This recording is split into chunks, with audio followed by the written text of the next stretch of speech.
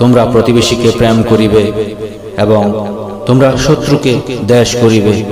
কিন্তু আমি তোমাকে বলিতেছি, তোমরা আপন আপন শত্রুদিগকেও প্রেম করিও এবং যাহারা তোমাকে তাড়না করে তাহাদের জন্য প্রার্থনা করিও, যেন তোমরা আপনাদের স্বর্গস্থ পিতার সন্তান হও। কারণ তিনি ভালো মন্দ লোকদের উপর আপনার সূর্য উদিত করেন এবং ধার্মিক অধার্মিকদের উপরেও জল বর্ষান। কেননা যাহারা তোমাদিগকে প্রেম করে তাহাদিগকে প্রেম করিলে তোমরা কি পুরস্কার পাইবে? করগ্রাহীরাও কি সেই মতো করে না? আর তোমরা যদি কেবল আপন আপন ভাতৃকে মঙ্গলবাদ করো, তবে অধিক কি কর্ম করো? পরজাতীয়রা কি সেইরূপ করে না?